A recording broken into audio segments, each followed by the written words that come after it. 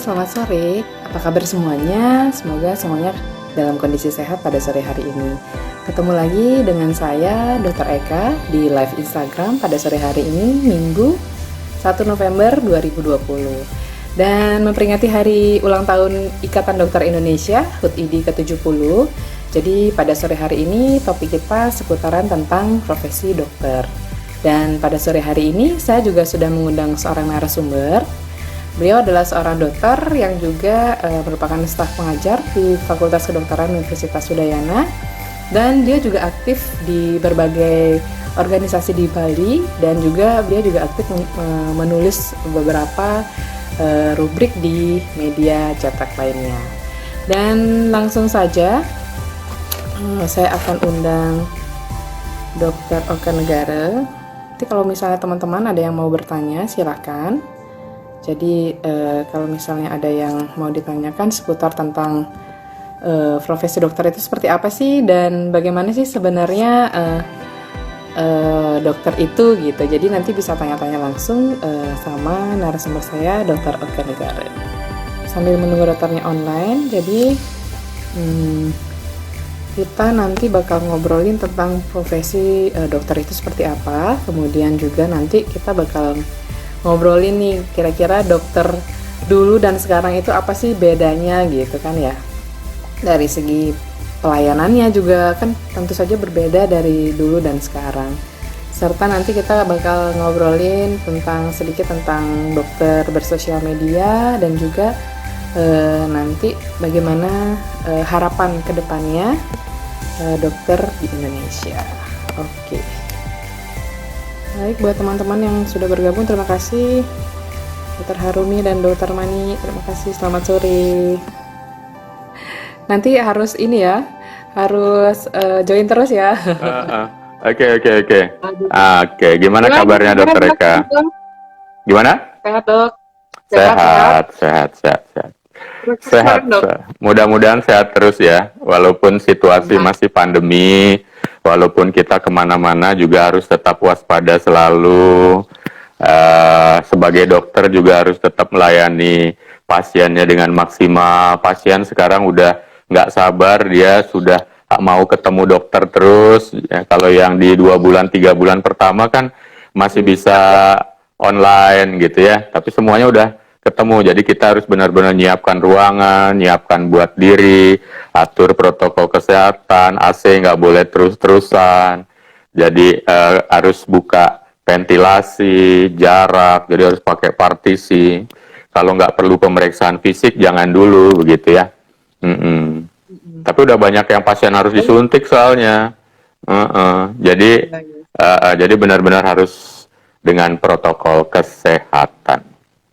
Ya, betul banget. Iya. Nah, Dok, sekarang kita pada hari ini ngobrolin mengenai memperingati hari ulang tahun IDI, Dok, ya, yang ke-70. Ya, hari ulang tahun IDI yang ke-70 ya. Masih nuansanya ya? Ya, Dok. Masih ya? Iya, Pak. Terus kita bakal ngobrolin tentang mungkin pengen tahu gitu tentang profesi dokter, Dok. Jadi ngobrolin dokter itu dulu dan kini itu seperti apa gitu. Jadi teman-teman juga yang dokter juga tahu gitu, Dok, ya. Dan kita ngapain aja gitu. Jadi mungkin tentunya ada yang berubah, tentunya ada yang tetap ya. Yang berubah itu mungkin lebih kepada teknis, metode mengajar, suasana untuk mengajar dari dosen ke yang menjadi mahasiswa kedokteran gitu. Dokternya juga berubah situasinya, pasiennya sekarang lebih kritis-kritis ya. Kalau dulu mungkin pasiennya ngelihat dokter itu udah kayak setengah dewa gitu. Ngomongin apa dokternya pasti diiyain. Dokternya mau lambat kek baru datang semuanya pasti nurut. Tapi sekarang enggak, karena sekarang kan semua sudah sangat melek hukum, melek informasi. Masyarakat juga punya hak untuk mendapatkan pelayanan terbaik. Masyarakat punya hak untuk mendapatkan informasi. Jadi di situ seringkali terjadi polemik ya. Makanya makin muncul banyak kasus-kasus yang sifatnya sengketa medis. Belum tentu malpraktek, tapi sudah berbentuk sengketa. Jadi misalnya ada yang meninggal karena prosedur tertentu, keluarga komplain, padahal ternyata memang nggak bisa tertolong lagi misalnya kasusnya. Nah, itu. Jadi dokter-dokter zaman sekarang justru harus rajin update, rajin perkuat informasinya. Tapi yang paling penting adalah yang nggak pernah akan bisa berubah adalah profesionalisme. Jadi seorang dokter dari zaman dulu sampai sekarang, dia harus bekerja berdasarkan profesionalitasnya, profesionalisme. Dan untuk lebih jelasnya apa yang disungsung saat profesionalitas dan profesionalisme dari dulu ke sekarang adalah etika kedokteran dan sumpah Hipokrates. Itu bekal dari seorang dokter karena di dalamnya berisikan hal-hal berkaitan dengan macam-macam, penghormatan terhadap pasien, profesi, termasuk penghargaan kepada teman-teman dokter yang lain sejawat. Karena kita lihat zaman sekarang dokter sama dokter berbeda pendapat sudah bisa berantem di medsos. Nah, gitu misalnya. Belum lagi banyak dokter yang juga saling bersaing untuk ranah profesinya. Misalnya ada sakit tertentu, bisa ini bidang saya nih, ini bidang saya nih. Kemarin juga sempat ada polemik misalnya masalah siapa yang berhak untuk melakukan tindakan radiologi tertentu begitu ya. USG misalnya yang tadinya jadi itu syukurnya itu masih di ranah dokter ya. Secara etika memang sebaiknya jika dokter dengan dokter berkonflik, kita selesaikan dulu di ranah profesi. Jangan ojok-ojok dibawa ke media sosial, justru melibatkan masyarakat yang tidak tahu masalahnya hanya untuk mendapatkan dukungan dari masyarakat begitu. Itu salah satunya tantangan juga zaman sekarang yang mungkin saya ingat itu muncul. Padahal kita ingat sekali bangsa ini zaman dulu, bangsa Indonesia itu diperjuangkan, digerakkan oleh aktivis-aktivis mahasiswa dan pemuda yang kebanyakan justru adalah para dokter. Jadi para dokter dulu masih memiliki waktu yang banyak untuk memikirkan bangsanya. Jadi bagaimana ternyata nasionalisme para dokter sebenarnya harusnya sudah tidak diragukan lagi karena sejak zaman pertama bangsa ini dibentuk, kemudian juga organisasi profesi dokter dibentuk, pendidikan dibentuk, semuanya itu memang kinerja dari para dokter zaman dulu tidak bisa diragukan lagi sebagai salah satu pucuk-pucuk tokoh-tokoh pergerakan yang membantu bangsa ini. Kemudian baru memang kalau dilihat perubahan di pendidikan memang akan berubah ya. Kalau zaman saya dan seterusnya itu diajarin oleh dokter-dokter yang sifatnya masih pendidikannya pedagogi namanya, dari dokter ke murid pokoknya diajarin apa aja kayak yang ngajarin anak-anak. Karena sumber informasi juga nggak banyak, cuma ada di perpustakaan. Tapi zaman sekarang, karena setiap orang sudah bisa membuka keran informasi, mengaksesnya dari mana saja di media sosial, sejak mereka punya gadget, SD, SMP, SMA, jadi sebenarnya orang sudah banyak punya informasi. Jadi pola pendidikan yang sekarang dilakukan seringkali adalah pendidikan adult learning process, atau kita sebutnya dengan andragogi. Jadi seorang dokter sekarang tinggal memfasilitasi saja dan mengajarkan hal-hal yang sifatnya teknis yang tidak bisa sekedar cuma dapat dari membaca. Makanya sekarang lebih banyak diskusi. Jadi mengajar zaman sekarang nih, mahasiswa kedokteran sekarang sistemnya blok dengan sistem small group discussion, kemudian ujian. Kalau dulu kan masih SKS, masih kurikulum yang sifatnya ketemu mingguan begitu ya, ada semester. Jadi belajarnya udah habis belajar, ujiannya 1 semester. Ini enggak 1 bulan atau 1,5 bulan atau 2 bulan udah ujian. Jadi seperti itu diharapkan mahasiswa lebih cepat untuk mendapatkan informasi. Tapi harapannya sih hal yang paling baik kemudian yang harus dibentuk kepada mahasiswa tidak terlupakan. Contohnya adalah profesionalisme tadi. Jadi bagaimana menghargai profesinya ini juga menghargai, itu artinya juga semua dokter sebenarnya diharapkan memiliki semangat bahwa satu profesi adalah satu keluarga. Setiap dokter adalah keluarganya. Dengan demikian bisa saling menghargai dan saling mengingatkan, dan akan menjamin profesi ini atau organisasi atau sekumpulan komunitas dokter itu bisa saling mengingatkan untuk menjadi profesi yang kuat begitu. Karena tidak ada satupun negara yang tidak butuh dokter. Jadi dokter itu adalah salah satu profesi yang sangat diharapkan ada di seluruh dunia. Walaupun saat ini tertatih-tatih para dokter di era COVID, di era pandemi ini banyak yang dibully hanya gara-gara mengingatkan protokol kesehatan misalnya. Itu Dokter Eka. Iya, itu gimana? Jadi intinya itu adalah tetap memegang profesionalisme gitu ya dok ya, dan Ya, berpegang pada betul. sumpah dokter dan juga Uh-uh. etika kedokteran gitu yang Etika, penting ya. ya dok. Ya. Ya. Nah dok, Mm-mm. kalau misalnya sekarang Ya, yang tadi dokter bilang kita gampang banget mengakses semuanya itu melalui betul. internet, Ya. sosial media, segala Mm-mm. macamnya. Dan Ya. sekarang juga memang nggak zamannya, jarang banget kita udah lihat apa media cetak kayak gitu-gitu dok Betul. ya. Padahal males juga mungkin orang-orang pada Iya. baca koran kayak gitu. Nah Iya.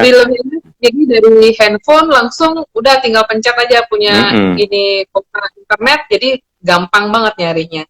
Nah kalau Ya. misalnya dari sisi dokter melihat sendiri ketika ada apakah ada etika tertentu dok? Ada aturan tertentu misalnya kalau dokter itu dalam bersosial media? Karena kemarin kan saya sempat baca juga dok, ada itu jurnalnya di dokter di UI buat Mm-mm. gitu, jadi tentang tinjauan etika dalam dokter dalam bersosial media gitu. Tapi cuman kalau di Indonesia ini nggak dijelaskan secara detail ya, Ya, karena memang mungkin betul. ada ya dok ya. Jadi dia menceritakan tentang di luar negeri. Jadi ada memang kalau sosial media punya dokter untuk info kesehatan satu berbeda dengan bagaimana kehidupannya sehari-hari seperti itu dok. Kalau Ya, menurut dokter gimana dok? jadi gini Dokter Eka, etika itu sebenarnya banyak, ada macamnya, etika macamnya banyak. Tetapi ketika berbicara tentang profesi dokter, etikanya etika profesi dokter. Nah, jadi begitu. Dan etika profesi dokter itu mengatur banyak hal, tetapi tentu saja yang lebih global. Kalau kemudian ketika ada disrupsi, ada sebuah perubahan yang mengarah kepada perubahan yang besar-besaran, yang akhirnya akan perlu orang banyak beradaptasi, ya mungkin ada pengertian etika itu adalah lebih kepada etika teknis ya. Etika teknis misalnya, contoh saja nanti mungkin kita akan bisa membahas bahwa saat ini orang juga banyak sekali membicarakan hal yang berkaitan dengan pelayanan kesehatan online atau telemedicine. Itu ada etikanya enggak gitu misalnya ya. Kemudian bagaimana bersosialisasi di media massa yang medianya ini adalah sebenarnya belum sempat terpikirkan pada waktu sumpah kedokteran itu muncul, pada waktu etika profesi kedokteran dibikin kan. Zaman dulu aja pada waktu saya masih kuliah nggak pernah berpikir akan ada media sosial, akan ada internet begitu ya. Jadi sumber informasi satu-satunya untuk mencari kebenaran itu adalah satu, pengajar. Dua, buku textbooknya, sumber ajaran dari yang mengajar. Dan buku sumber ajaran itu juga sifatnya terbatas, hanya ada di perpustakaan. Kalau ternyata di perpustakaan udah dipinjam kakak kelas, dipinjam teman lain, kita berusaha minta untuk difotokopi. Kadang-kadang kita juga diwariskan hal yang sifatnya fotokopi, tapi fotokopi ini apa lengkap apa tidak. Demikian terbatasnya zaman dulu informasi. Tetapi karena terbatas dululah, karena tidak mudah orang menerbitkan informasi dalam bentuk piranti media apapun, jadi saat itu yang ada adalah justru media-media atau sumber-sumber informasi yang kelihatannya mostly adalah benar. Baik-baik saja, benar. Karena apa? Semua orang akan membaca buku itu yang satu-satunya gitu misalnya. Akhirnya banyak yang mereview. Tidak ada sumber informasi yang lain. Jadi keberuntungan zaman dulu walaupun low accessibility, walaupun accessible-nya untuk mengaksesnya juga tidak semudah sekarang, tetapi begitu punya informasi yang kita miliki bisa ditanyakan ke dosen, misal oh itu benar, berarti kita langsung mendapatkan informasi yang benar. Sementara sekarang, ketika zaman sekarang, informasi yang didapatkan is very easy. Tinggal ketik apapun di dialog box-nya Google, dapat semua informasi. Tetapi siapa yang menggaransi bahwa informasi itu benar jika tidak diajarkan? Apalagi kalau itu adalah artikel. Ya, artikel yang tidak jelas siapa penulisnya. Kadang-kadang mahasiswa membrowsing di internet ada artikel menurut dokter ini begitu ya. Dan kebanyakan ternyata berbicara tentang produk tahu-taunya. Produk misalnya di situ. Misalnya saja di profesi saya untuk disfungsi ereksi, coba cari informasi ya. Mereka download di internet, tahu-taunya di situ mengarah kepada produk obat disfungsi ereksi. Ya, jadi informasi yang diberikan sebenarnya adalah informasi pabrikasi dari si obat ini, yang kemudian bisa jadi dokternya apakah benar atau tidak disebutkan dokter di sana. Ternyata di browsing nggak ada namanya begitu ya. Jangan-jangan itu adalah informasi yang sengaja dibikin bombastis supaya orang tertarik secara marketing, bukan secara keilmuan. Jadinya tertarik dengan informasi yang dibikin untuk jualan. Jadi orang untuk jualan pasti bikin bahasa yang bombastis, menarik publik supaya langsung bisa dibeli produknya begitu. Karena apa? Sesungguhnya berdasarkan etika profesi kedokteran, nggak boleh ada dokter yang mempromosikan obat. Nggak boleh ada dokter menjanjikan penyembuhan dengan caranya sendiri yang disebutkan paling hebat, gitu ya. Walaupun ada testimonial, itu testimonial sifatnya mungkin untuk membahas kasus, bukan untuk mengunggulkan diri sendiri, bukan untuk menyebutkan bahwa saya paling hebat dibandingkan yang lain. Tidak, jadi itu bisa dipakai untuk misalnya membahas kasus. Artinya kepentingan dari seorang dokter adalah di media sosial, salah satunya adalah meluruskan hoaks-hoaks yang mungkin banyak bertebaran, itu bisa jadi fungsi seorang dokter di media sosial. Dua, mengedukasikan kabar-kabar baru dari hal-hal yang berkaitan dengan informasi kedokteran. Ketiga, yang mengulang hal-hal yang memang sudah biasa, misalnya ada demam berdarah, harus dilakukan pencegahan 3M versinya demam berdarah. Zaman COVID ini harus dilakukan pencegahan 3M versinya COVID-19 begitu. Dan setiap dokter memiliki hak untuk menyampaikan informasi itu, tapi tentu aja ada etika-etika yang saya lebih cenderung menyebutnya rambu-rambu saja. Karena itu tidak diatur benar-benar langsung di profesinya, tetapi lebih kepada sekelompok orang yang mungkin mempelajari informasi, memiliki kompetensi, kemudian memberikan advice. Ini loh etikanya kalau bermedsos, begitu misalnya. Jadi pastikan kalau bermedsos misalnya, contohnya, pasti bahwa si dokter itu asli itu dulu. Menampilkan dirinya sebagai dengan identitas, ataupun kalaupun tidak beridentitas dokter, ya di Instagram kan banyak yang pakai nama-nama yang tidak dokter, tapi dia menjelaskan di biografinya bahwa akun ini adalah dokter ini. Jadi sumber informasinya paling tidak sudah dari dokter. Jadi ketika masyarakat melihat informasi itu, dia nggak ragu-ragu bahwa ini adalah paling tidak sumber informasi dari seorang dokter. Nah, begitu. Baru kemudian dilihat kualitas dari informasinya. Jangan sampai kemudian seorang dokter melanggar sumpah dokter dan etika profesinya untuk menyampaikan informasi. Nah, misalnya contoh tadi, yang bisa dilihat adalah nggak boleh jualan obat. Gitu misalnya. Menampilkan bahwa obat ini pakai obat saya. Begitu. Di medsos, kalau dia melakukan konsultasi pengobatan ya nggak apa-apa. Tapi kalau misalnya di medsos ke publik, pakailah obat saya, pakai krim saya. Banyak di kesehatan kulit juga jadi masalah itu, atau pakailah produk saya, atau jangan-jangan malah mengiklankan dirinya untuk produk obat begitu di televisi, di media sosial. Nah, jadi kita masih melihat banyak dokter-dokter yang mengiklankan produk-produk kesehatan ya di medsos. Pakailah ini, pakailah itu, pakailah ini, pakai itu, karena saya sudah memakainya dan ini bagus. Itu nggak boleh. Itu melanggar etika profesi kedokteran. Begitu. Dan jika ternyata kita punya teman seperti itu, silahkan ditegur. Atau kalau tidak berani menegur, mention saja kira-kira pengurus ID setempat yang memang nanti akan diklarifikasi, ditanyakan dulu biasanya. Ini tujuannya apa? Sudah paham nggak kemarin sumpah dokter seperti apa? Sudah paham nggak ada etika kedokteran yang ternyata ini nggak boleh? Kalau memang belum paham, diingatkan kembali, harapannya memang tidak dilakukan. Selesai, karena mungkin lupa ya. Apalagi belum ada korban dalam tanda petik ya. Karena kalau sampai ada korban dilaporkan, sudah pasti itu akan masuk ke ranah malpraktek. Karena memang etika dan sumpah dokternya sudah nggak masuk begitu. Itu contohnya salah satunya yang juga bisa terjadi zaman sekarang. Tapi kalau misalnya seorang dokter mempromosikan hal lain yang bukan berkaitan dengan dunia kesehatan atau kedokteran, boleh. Tapi bukan kalau bisa ya, seharusnya tidak memasang gelar dokternya. Contoh misalnya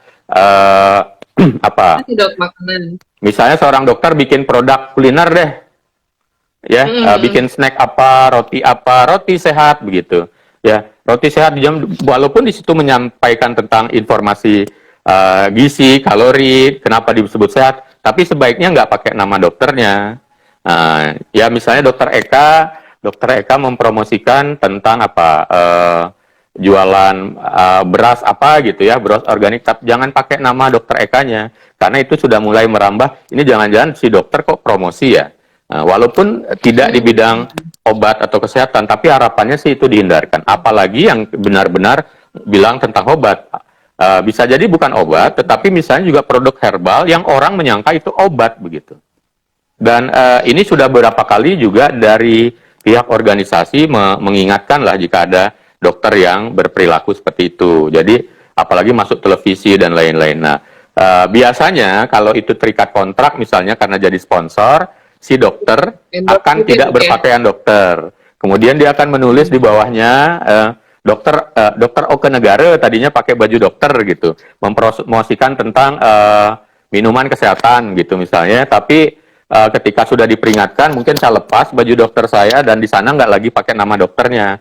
Oke Negara Pro Center mungkin begitu jadinya. Nah, jadi dia tidak sebagai dokter di situ atau sebagai model aja. Nah, itu masih boleh begitu akhirnya. Memang banyak gitu ya. Misalnya kita lihat di sosial media, memang kalau misalnya produk lebih banyak ke produk kesehatan ya, karena mungkin kalau target marketingnya mungkin kalau misalnya yang ngomong dokter nih pasti mungkin produknya oke juga gitu. Jadi mungkin itu yang perlu digarisbawahi buat kita teman sejawat profesi dokter gitu ya, supaya nggak seperti itu gitu. Sangat masuk akal itu terjadi Dokter Eka, karena kalau saya juga punya perusahaan, saya memilih misalnya seorang manajer marketing supaya bisa laku produknya, dan kemudian manajer marketing pasti akan berpikir kalau ini produk kesehatan, kalau pakai orang kesehatan pasti orang lebih percaya. Bukan ketika diganti dengan model yang lain atau orang yang mungkin orang cantik tetapi bukan orang kesehatan, orang ragu gitu loh. Tapi kalau ini udah jelas-jelas orang kesehatan dipakai, makanya di beberapa acara malam-malam ternyata juga ada beberapa produk yang menipu akhirnya. Orang yang bukan dokter dipakaikan baju dokter, dipanggil dokter, dan dia menjelaskan masalah kesehatan. Saya pernah 2 kali itu menelusuri itu, kebetulan di Bali, di Denpasar. Saya tanya TV, bagian marketing televisi, karena apa? Informasi yang disampaikan 60% mengada-ngada begitu. Kalau ini dokter, kok kayak begini ya? Tetapi ditampilkan sebagai dokter. Bahkan di subtitlenya ditulis itu dokter begitu. Jadi orang percayanya dia dokter dan ngomong tentang bahasa kedokteran. Artinya kalau yang ngomong dokter silahkan saja sebagai bintang tamu, tapi tidak menjelaskan produk. Tapi menjelaskan misalnya kandungan dari produk itu adalah vitamin D begitu. Dia cerita tentang bagaimana itu fungsi vitamin D, bagaimana vitamin D berperan pada imunitas tubuh, tidak cuma tulang gitu misalnya. Itu masih boleh, tapi tidak menjelaskan produk. Nah, cuma kadang-kadang kalau kayak begitu nggak plong si yang penjualnya ini begitu. Nah, ini sebenarnya adalah kata kuncinya kalau orang ingin memakai jasa dokter karena ketidaktahuan tentang etika kedokteran untuk menjadi narasumbernya atau menjadi ambasador produknya. Dari sisi dia sih sebenarnya nggak ada yang salah karena dia berhak memakai siapa saja. Tetapi mbok ia si dokter ketika ditawari tahu bahwa itu tidak boleh dan menolaknya. Kemudian untuk menjadi duta dari produk itu atau ambasadornya atau apalah begitu. Gitu. Tetapi kalau memang di luar dunia kesehatan kadang ngerempet sedikit sih nggak apa-apa. Misalnya Dokter Eka dengan keaktifannya berkebun, kemudian kebunnya ternyata profitable, kemudian juga nggak apa-apa sih, masih jauh dari dunia kesehatan, tapi akan lebih bagus tidak disebutin dokter. Saya dokter, tapi di sini saya nggak sebagai profesi dokter loh. Nah, jadi ada begitunya. Jadi kalaupun dipanggil tetap Dokter Eka, ya as a human, you are a doctor gitu, nggak apa-apa. Orang keseleo. Tapi ketika memarketingkannya, menyebutkannya sebagai produk, jangan pakai kata dokter. Gitu. Ya. Kalau misalnya kayak gini dok, dokter itu punya bisnis misalnya apa ya, obat ataupun alat kesehatan atau klinik gitu misalnya. Kalau misalnya dia memarketingkan, memasarkan itu klinik atau obat ataupun produk itu tetap juga nggak bisa ya dok ya, nggak boleh ya dok ya? Sebagai profesi dokter dia nggak bisa, tetapi sebagai produk gitu misalnya. Merek sebenarnya malah nggak apa-apa. Jadi ada beberapa nama klinik itu nama dokter loh. Klinik kecantikan dokter ini gitu. Nggak apa-apa karena itu sebenarnya nama kliniknya begitu disambungkan. Tetapi nanti si dokter yang bersangkutan walaupun nama kliniknya misalnya Dokter Oke ya. Klinik seksualitas Dokter Oke Negara gitu misalnya. Masih boleh nama kliniknya begitu. Tetapi ketika saya nanti tampil di iklan, di marketing, datanglah ke klinik saya punya obat ini, bagus, ini, nggak ada duanya. Dan hanya satu-satunya yang terhebat adalah saya, itu nggak boleh. Nggak boleh. Jadi dokter yang bersangkutan kemudian tidak mempromosikan, kalau mempromosikan saya ini ada klinik ya masih boleh. Tapi ingat juga ketika dia praktek, si dokter praktek, dia hanya berhak sebenarnya mempromosikan prakteknya itu baru hanya satu kali. Atau bisa beberapa kali, tapi dengan tempat sosialisasi yang mungkin berbeda. Hanya untuk perkenalan saja. Tetapi selanjutnya dipromosikan habis-habisan nggak boleh. Makanya juga sebaiknya ketika seseorang misalnya dokter berbicara di koran, di televisi, begitu, dia tidak menyebutkan bahwa untuk mencari dia langsung yang bicara bahwa ada di nomor ini beserta dengan nomor-nomornya beserta kelebihan dia apa nggak boleh. Tetapi kliniknya, rumah sakitnya boleh. Rumah sakit Dokter Eka, klinik Dokter Eka, di dalamnya ada Dokter Eka.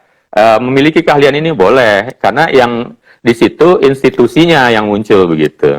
Tapi memang nggak terlalu banyak dokter yang berani memakai nama dirinya sebagai nama dokter misalnya gitu. Kecuali memang di daerah itu masih masih sedikit layanannya hanya untuk membuat orang tertarik saja. Iya. Jadi memang benar-benar harus ini ya dok ya, kita punya. Tapi itu, itu di Indonesia ya Kak ya, itu di Indonesia. Di Indonesia. Saya pernah sedikit melakukan komparasi ke beberapa tempat yang saya pernah datangi juga. Malah pernah waktu itu kebetulan saya ada studi banding ke Taiwan, diajak oleh kolega-kolega senior saya di kampus. Itu malah ada satu klinik kecantikan itu bannernya, bukan banner, balihonya gede banget. Beserta dengan nama dokter, namanya, wajahnya, peserta keahliannya. Bahkan di situ juga ada harganya. Nah, mungkin di sana etikanya sedikit berbeda dengan di Indonesia. Jadi persaingannya sangat terbuka. Kalau di Indonesia masih belum boleh yang begitu. Tidak diizinkan. Ya. Jadi ya ini ya dok ya, ada rambu-rambu yang mesti kita jaga ya sebagai kita sebagai dokter, profesi dokter juga. Iya, tapi memang kadang kebablasan juga ya di era seperti ini, kebablasan begitu. Seringkali apalagi misalnya nih yang sering terjadi itu di klinik kecantikan, klinik estetik begitu. Tiba-tiba dapat kedatangan dari orang di bidang farmasi atau dari produk kecantikan menawarkan, dok pakai ini dok, simpan dulu di sini deh, kalau bisa dipakai dulu biar terbukti nanti masalah kemudian pembayaran berikutnya begitu. Ternyata sesudah dipakai bermanfaat benar dan bagus, kemudian ditelusuri, mungkin tidak salah, ditelusuri secara jurnal kedokteran begitu, ternyata masuk akal semua produknya. Tetapi begitu sudah kena dengan medsos, akhirnya kena dengan medsos, dia merasa oh ini bermanfaat, kemudian difoto, divideoin. Nah, ini ada di klinik saya obat ini, kalau ada yang mau cari ke sana, itu udah langsung sudah menyalahi etika, gitu. Kalau misalnya dia punya marketing di kliniknya, silahkan kliniknya yang memarketingkan, bukan si dokternya. Atau biarkan pasien yang membicarakan kelebihan ini, keberhasilan ini dari mulut ke mulut, kan begitu. Jadi sesungguhnya ketika seseorang dokter dalam konteks dia sebagai seorang individu tidak boleh melakukan promosi produk kesehatan, termasuk juga promosi diri, apalagi promosi diri yang berlebihan. Tetapi sebagai institusi klinik, silahkan kliniknya atau rumah sakitnya mempromosikan. Padahal sebenarnya marketing dari seorang dokter sesungguh-sungguhnya adalah pasiennya. Jadi ketika seorang dokter melayani pasiennya dengan profesional tertinggi, dengan keilmuan tertinggi, dan pasien mendapatkan manfaatnya dengan baik, dengan membahagiakan, menyenangkan, dia jadi senang. Sesungguhnya marketingnya adalah si pasien. Pasien akan langsung bilang, wah dokter Eka itu paling hebat, pokoknya kalau ngobatin saya bagus komunikasinya, dijelaskan dengan baik, obatnya juga bagus. Nah itulah yang akan jadi marketing utama seorang dokter sebenarnya, tanpa perlu si dokternya tampil sebagai seorang marketing. Gitu. Ya. Ini ada yang bertanya ya dok ya, kita sambil jawab ya dok ya. Dari Dr. Aci PD. Selamat sore dok, ingin bertanya, apabila kita membuat profil media sosial khusus yang isinya sharing keilmuan kita, apa bisa mencantumkan tempat dan jadwal praktek? Mungkin masih berhubungan dengan yang tadi ya dok ya? Ya, jadi pengertiannya begini, ketika kita menyampaikan informasi apapun itu tentang diri kita, tentang praktek kita, sebenarnya dulu pada waktu dibikin etikanya, aturannya, itu orang belum berpikir tentang ada media sosial yang sifatnya on demand. On demand itu artinya kapan aja mau dicek bisa begitu ya. Jadi misalnya mau ditampilin di YouTube, YouTube itu nggak cuma tayang hari ini, besok, 2 hari lagi, 3 hari lagi ada begitu. Jadi sebenarnya aturannya adalah ketika mau mempromosikan sesuatu, misalnya nih di koran, ada layanan apa, itu hanya boleh 1 kali. Atau mungkin diizinkan beberapa hari, tapi 1 kali. Sekarang, besok, ada 3 hari, udah selesai. Habis itu nggak boleh lagi. Begitu. Nah, jadi kalau sifatnya kemudian adalah menyampaikan informasi saja, sekarang di medsos, menyampaikan informasi untuk edukasi, apapun kemasannya, ya, untuk si dokter ya, si dokter misalnya menampilkan informasi apa, saya pun melakukan itu untuk edukasi, kemudian tidak ada mempromosikan klinik, tidak ada mempromosikan obat, nggak apa-apa, walaupun bisa jadi tempat syuting di mana, terus apa namanya, lokasi di mana, tapi tidak dalam konteks mempromosikan, tidak dalam konteks. Jadi makanya beberapa kali misalnya diundang, jadi misalnya ada media, ada tanya jawab, misalnya dok prakteknya di mana dok, biar nanti kita sebutkan di acara ini. Saya selalu nggak mau, karena itu masih ada sifatnya gray area, itu nggak boleh. Jadi mendingan nggak usah. Karena kalau yang dulu yang dilarang itu adalah yang di media cetak berulang kali, besar-besaran, termasuk juga pelang praktek juga kan ada ukurannya yang diizinkan begitu. Jadi nggak boleh pakai yang neon box warna-warni malam-malam sampai kebelit-kebelit begitu. Ada aturannya, semua ada. Jadi harapannya juga tidak menciptakan kemudian hal yang sifatnya kompetitif. Yang boleh berkompetisi adalah institusi tempat si dokter bekerja. Silahkan, mau gede-gedean bikin apa, tapi nanti di sana pelang praktek dokter yang ditulis tetap sama. Nah, dengan harapan tidak terjadi persaingan dengan dokter-dokter yang lain, istilahnya pada gede-gedean gitu loh. Jangan-jangan nanti prakteknya branding, dokter yang satu gedein untuk ngalangin praktek dokter yang lain. Ya, padahal kata kunci kita adalah kalau kita kan memang diatur ya, Bu, ya, misalnya tulisan besar tulisan. Ada. Pokoknya waktunya, ya. Betul. Ada diatur semua. Dia jadi dokter spesialis, mungkin dokter spesialis apa ya, misalnya saraf gitu dok. Jadi spesialis sarafnya digedein gitu, tulisannya kecil gitu.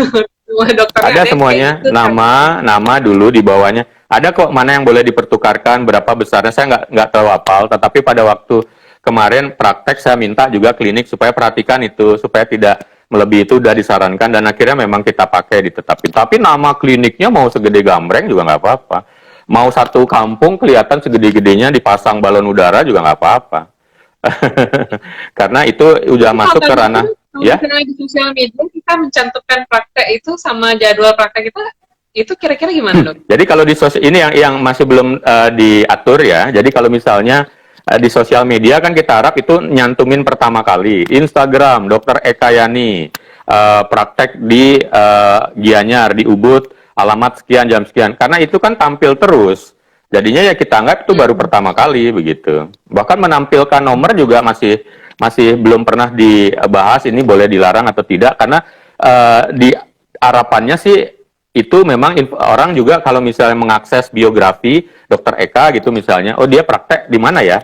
Dr. Eka praktek di mana? Itu orang akan melihat baru pertama kalinya begitu. Jadi kalau di media sosial memang agak perlu pembahasan yang lebih confirm lagi. Karena kalau memang ini akan dibahas lebih confirm, mungkin akan ada ininya ya, akan ada polemiknya juga ya. Dan saya pasti akan mengikut, paling nggak pernah mendengar itu ya. Jadi kalau di media sosial kelihatannya masih boleh-boleh aja, asal itu tadi kalau masalah tentang menginsert klinik, menginsert layanan atau nama dan lain-lain secara biografi personal, silahkan biodata secukupnya. Tetapi untuk layanan mempromosikan obat, tempat praktek secara terbuka, secara persuasif, secara bombastis, itu tidak diharapkan. Kalaupun orang misalnya membahas tentang kasus, lebih banyak kan kasus, kemudian disebutkan dokternya adalah praktek di sini gitu misalnya, apalagi itu dikerjakan oleh kliniknya atau rumah sakitnya, ya nggak apa-apa. Gitu. Iya. bukan dokternya sendiri dok ya yang mempromosikan. Iya, sekarang kan lagi rame-ramenya juga kayak ini, IG Live, podcast, YouTube, bikin video diupload di Facebook, di Instagram, video IGTV, di Twitter mungkin bikin 2 menitan gitu. Boleh-boleh saja, tetapi itu balik lagi, jangan mempromosikan produk dan diri terlalu berlebihan. Berlebihan itu artinya sing ada luwungkan ken raga gitu. Hanya saya yang paling hebat begitu, yang lain enggak, bukan begitu. Yeah. Oke, baik. Baik dok, ini tadi sudah jelas ya kira-kira ya tentang rambu-rambu kita dalam bersosial media ya sebagai dokter. Mungkin memang belum ada aturan yang fix banget ya dok ya untuk kita bersosial media. Termasuk juga mempromosikan harga juga tidak diizinkan ya. Misalnya mengerjakan layanan apa, harganya berapa, itu nggak boleh. Nah dok, tadi kan disinggung tentang telemedicine nih dok. Kita ngobrolnya sedikit ya dok ya tentang telemedicine. Di masa pandemi ini kan memang orang lebih prefer, dan dokternya juga mungkin merasa lebih safety ya dok ya kalau misalnya kita online gitu. Jadi memang cuman kan nggak semua pelayanan kita bisa kita lakukan secara online. Ada beberapa layanan memang harus kita langsung untuk memeriksa pasien, misalnya tentang sakit jantung gitu. Nggak mungkin kan kita gimana jantungnya, irama jantungnya kita itu kan nggak bisa. Betul. Kira-kira kalau misalnya dokter pandangan tentang telemedicine ini gimana dok? Telemedicine ini adalah sebuah bentuk adaptasi, sebuah bentuk perubahan menyikapi dengan zaman yang ternyata semakin maju teknologinya. Kalau dulu kan nggak memungkinkan melakukan telemedicine karena nggak ada handphone, nggak ada kamera bagus.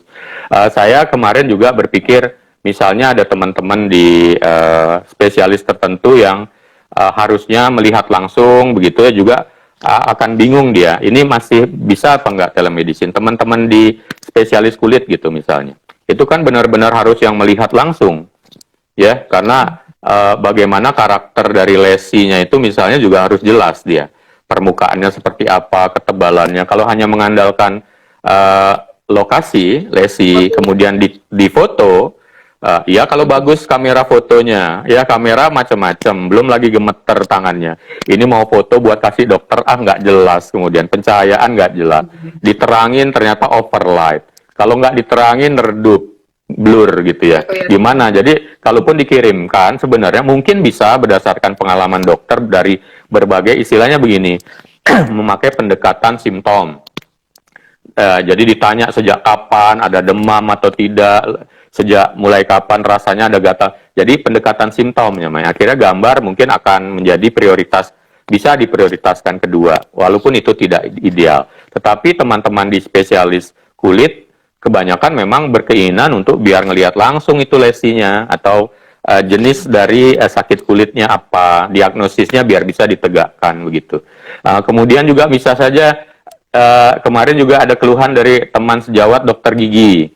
Dokter gigi harus ngelihat gigi bener, nggak bisa ngandelin cuma sakit. Ditanya itu molar berapa ya, gigi geraham belakang yang berapa ya, pasien kadang-kadang nggak ngerti itu yang keberapa. Kemudian ada pecah nggak, ada lubang nggak, kadang-kadang juga nggak ngerti itu lubang atau enggak. Jadi benar-benar harus dilihat. Pada beberapa jenis profesi memang nggak bisa rupanya menegakkan diagnosis dengan hanya telemedicine. Tetapi pada situasi-situasi tertentu memang pendekatan simptom tadi yang akan menjadi pilihan. Pendekatan sindrom, ya apa gejalanya akhirnya ditebak, dan itu masih diperbolehkan selama pandemi.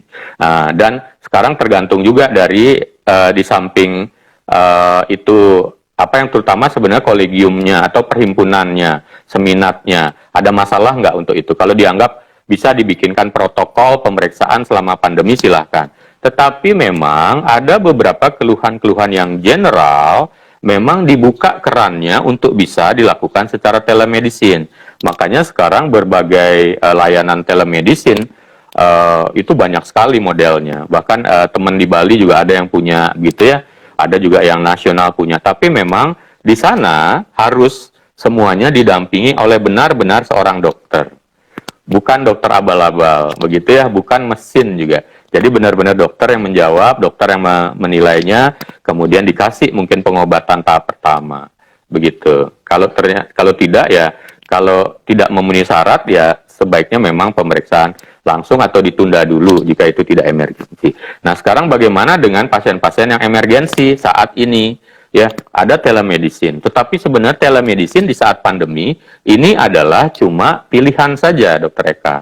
Ya, jadi pasien yang emergensi, yang merasa harus ketemu, harus datang, silakan datang tetap ke rumah sakit, ke klinik-klinik yang buka, ke dokter-dokter praktek yang buka. Karena semua yang akhirnya menerima pasien, ya ketika pasiennya mau datang, harus sudah dengan PD yang sesuai, dan termasuk berbagai konsekuensinya. Begitu. Nah, inilah yang kemudian menjadi adaptasi di zaman sekarang. Seperti saya, sebenarnya pasien-pasien saya nggak ada yang urgent. Pasien seksologi, keluhan seksual, yang kadang-kadang nggak jadi prioritas, tetapi karena sudah terjadi lebih dari 8 bulan, mereka nggak sabar juga untuk ketemu. Akhirnya saya menyiapkan ruangan yang memang sesuai dengan protokol dan pencegahan COVID, diatur semua ventilasi, saya beri aturan untuk pertemuan durasi dengan pasien, berapa jaraknya, kemudian kontrol pun masih bisa dengan online, telemedicine. Jadi akhirnya ke depannya telemedicine ini adalah pilihan. Sekarang dia dicobakan, mungkin bisa jadi prioritas untuk pasien-pasien yang tidak urgent. Tetapi nanti ketika pandemi sudah selesai, saya yakin juga telemedicine ini tetap berkembang dan itu tetap diperbolehkan pada beberapa kasus-kasus yang bisa ditangani, termasuk masalah pengiriman obatnya. Nanti mungkin akan ada aturan yang jauh lebih jelas lagi tentang apa yang boleh atau tidak boleh. Tetapi bukan berarti kemudian mengeliminasi telemedicine. Justru kelihatannya pengobatan masa depan adalah telemedicine. Jadi semua dokter harus benar-benar siap juga untuk menyiapkan diri dengan konsep telemedicine ini. Gitu. Baik, baik. Jadi tetap menyesuaikan ya dok ya, menyesuaikan dengan kondisi kita seperti apa sekarang. Betul, betul. Telemedicine saat ini memang menjadi pilihan. Cuma nanti ke depannya ada hal-hal tertentu dalam kita melakukan pelayanan itu yang memang kalau misalnya memang urgensi dan memang harus langsung ya memang harus diperiksa langsung gitu ya dok ya. Karena secara dunia kedokteran ya semuanya memang itu ada runutannya kan, ada anamnesis, pemeriksaan fisik, diagnosis, kemudian penata laksanaan kan begitu. Nah, anamnesis bisa online, bisa telemedicine. Pemeriksaan fisik ini yang nggak bisa sebagian untuk dilakukan telemedicine. Yang nggak bisa apa? Yang menyangkut kan kalau pemeriksaan fisik itu ada yang namanya inspeksi, melihat. Kemudian palpasi, perkusi, auskultasi. Perkusi itu harus menepuk, menebak, menyentuh begitu. Menepuk kadang memukul dia begitu ya. Jadi berapa kepadatannya, itu yang nggak bisa tergantikan. Kalau yang auskultasi memang akhirnya diabaikan mungkin selama telemedicine ini. Auskultasi itu yang mendengar langsung suaranya dengan alat bantu, begitu. Nah, jadi kadang-kadang dokter sekarang yang melakukan telemedicine ketika ada masalah mungkin di skip beberapa tadi, langsung mungkin ke alat bantu diagnosis, misalnya cek lab. Demam dok, udah di rumah punya termometer, punya berapa? 39, turun naik 39, kadang 40, ada bintik-bintik nggak begitu? Ada mual-mual nggak? Ada gangguan perut nggak gitu? Akhirnya bingung, ini demam berdarah atau tipes gitu, dan nggak berani ketemu karena demam. Pasien juga nggak berani ke dokter, akhirnya direkomendasikan langsung ke laboratorium, mungkin langsung diperiksa antigen ininya, tipesnya, atau diperiksa antigen dua-duanya, tipes sama demam berdarah, mau yang mana aja boleh, mungkin yang Widal atau yang antigen demam berdarah kan sekarang udah bisa juga langsung diperiksa, atau mungkin cukup dengan darah lengkap yang periksa trombositnya untuk memastikan apakah ini demam berdarah atau tipes misalnya begitu. Ketika hasilnya oke dan jelas, akhirnya dokter sudah bisa mendiagnosis dan juga bisa merujuk kalau ternyata itu memang sudah masuk demam berdarah yang sifatnya perlu dirawat atau tipes yang juga perlu dirawat, gitu.